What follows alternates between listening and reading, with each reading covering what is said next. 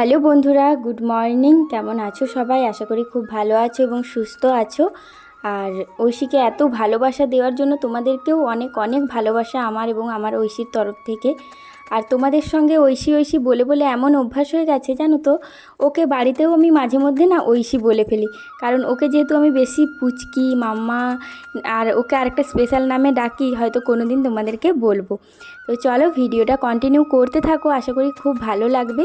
কারণ তোমরা যারা ঐশীকে ভালোবাসো তাদের জন্যই বিশেষ করে আমার এই ছোট্ট ছোট্ট ভ্লগগুলো বানানো। কারণ তোমরা এই কদিনে ঐশীকে এতটাই ভালোবেসে মানে সেটা বলে বোঝাতে পারবো না, সত্যি কথা। আর যারা আমার ঐশীর এই কষ্ট দুঃখগুলো অভিনয় মনে হচ্ছে তাদের কাছে আমি সত্যি খুব দুঃখিত, জানো তো। দেখো আজকে কতটা কুয়াশা দিয়েছে, যেরকম বৃষ্টি হচ্ছে আর ভোর থেকে এত কুয়াশা।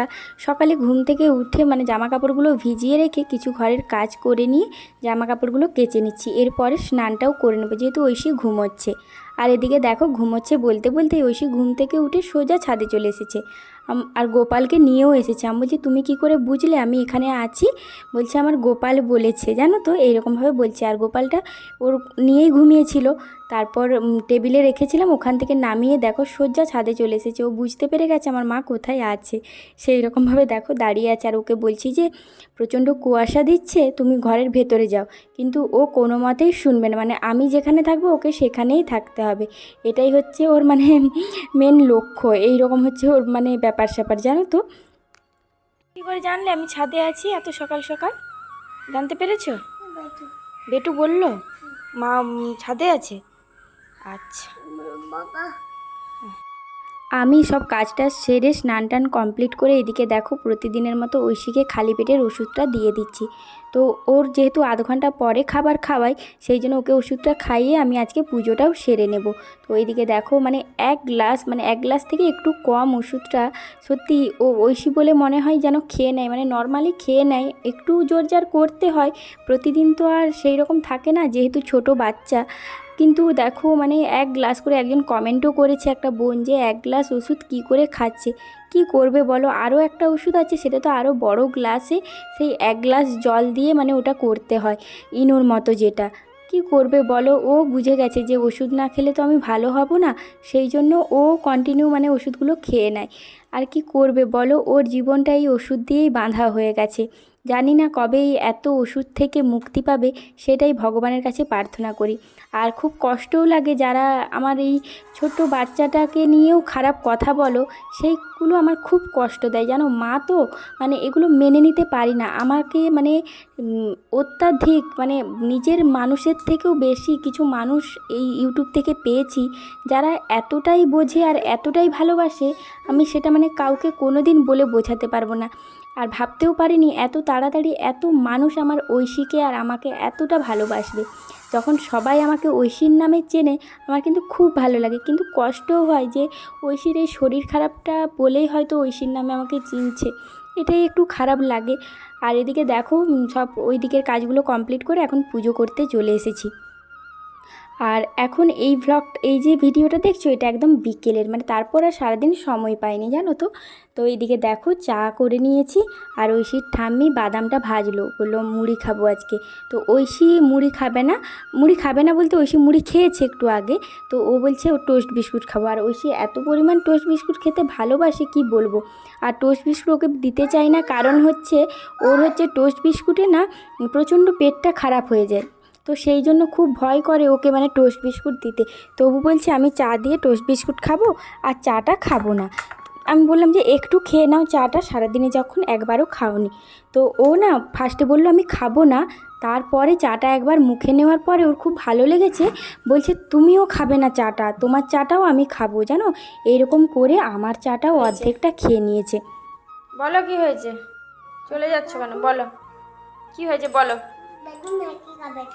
বেটু ম্যাগি খাবে? তারপর কি হয়েছে? তারপর আমার কাছে টাকা নাই। তোমার কাছে টাকা নাই? তারপর কি হয়েছে? এখন টাকা নেই তো এখন কি করবে তাহলে? আমার কাছে মেকআপ নেই, কি নেই, ম্যাগিও নেই। তাহলে তুমি আমার ঘরে এসছো কি জন্যে? কি বলতে এসছো? ম্যাগি আছে নাকি জিজ্ঞাসা করতে এসছো? আমার ঘরে ম্যাগি নাই গো। ও যাও তাহলে। কি হয়েছে ম্যাগি কি? ম্যাগি আমার ঘরে নেই। বউ সেজে এসছো? গুন্ডা সেজে এসছো কেন? হ্যাঁ, ঘোমটা নিয়ে? কেন ঘোমটা নিয়ে কেন এসেছো?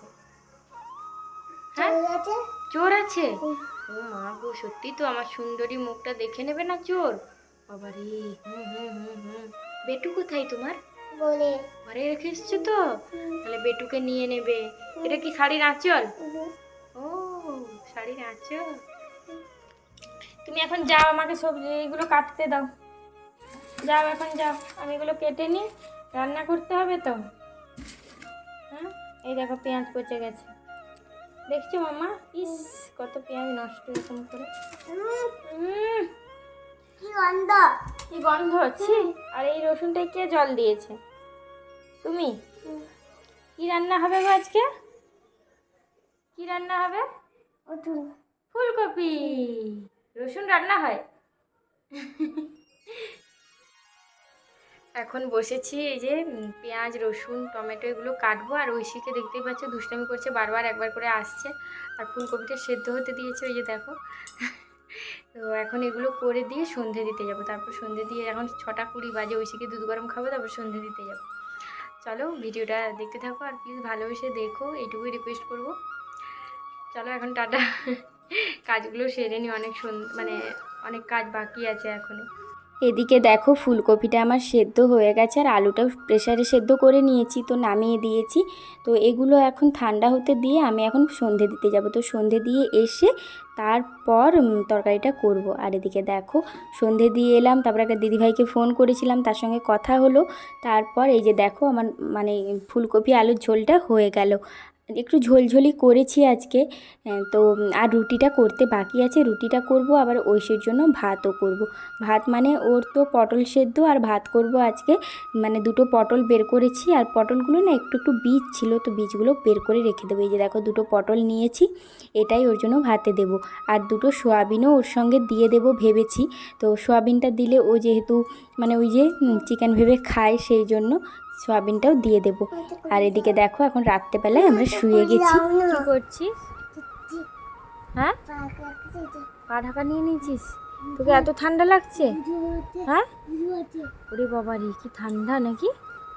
তাহলে ফ্যানটা বন্ধ করে দি। ভূতু আসছে? ভূতু আসছে? বাবা, তুমি কি করে খবর পেলে?